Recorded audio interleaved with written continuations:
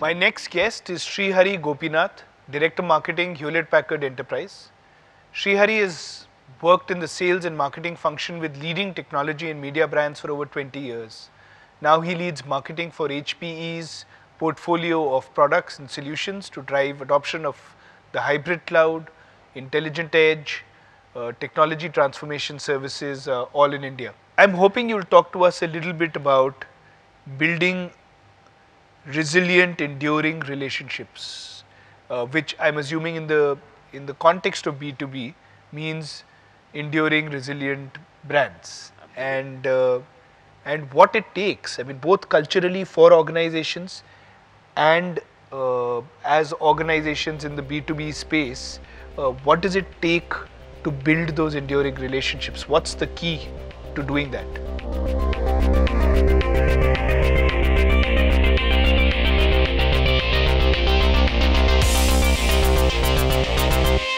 So the context I want to present is as part of Hewlett Packard Enterprise, I think if you look back at the legacy that HPE has, we've been in the business of technology, of enterprise technology for over 7 decades now.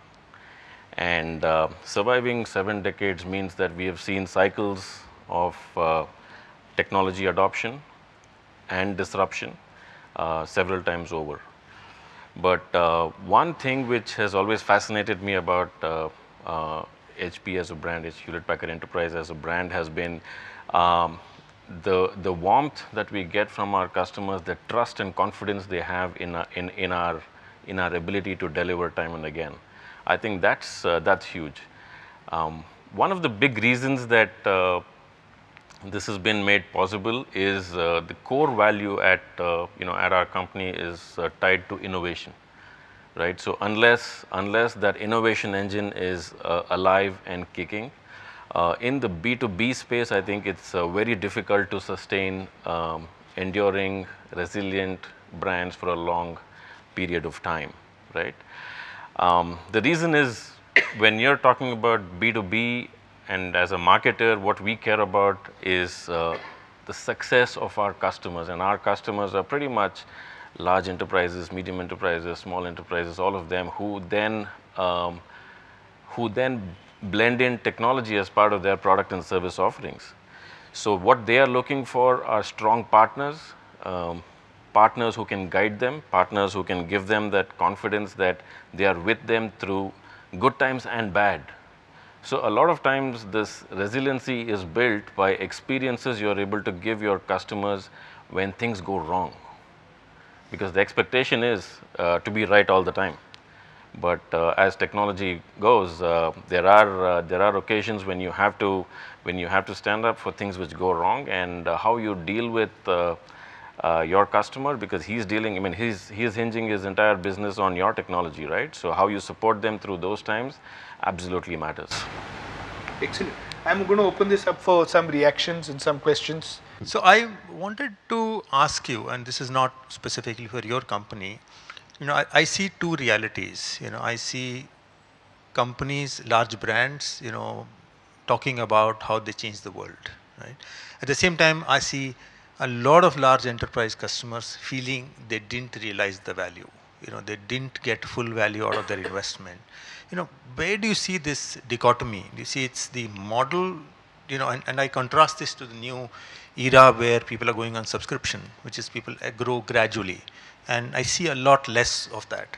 So what are your comments on, what's in it for us to address? Yeah, that's a tough one, especially for large organizations like ours. As we grow the business, as the portfolio grows, it is always that the customer expectation. So managing customer expectation from the brand is always going to be key, right? So what I mean is, when customers bank on you for a specific piece of product or a technology, and you're able to meet those expectations, that's fine. But as the scope expands, sometimes expectations are mismatched in that scenario.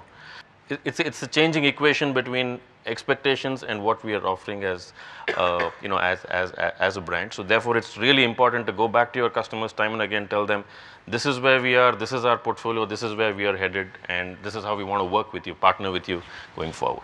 Do you think size is a big advantage or a disadvantage in the next decade for a large company like yours? Well, yeah, I mean, it depends on the context. When you see, in our ability to invest. So, for example, we believe that the edge technologies are, just breaking ground now. So, we are at the cusp of something really big. And so, the intelligent edge, as we say, is something that we are truly focused on.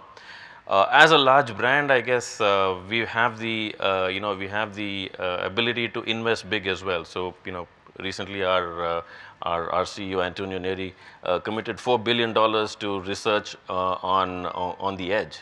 So I guess in those contexts it's good. Well, of course we can't be as nimble as a startup. So that's the other side of it.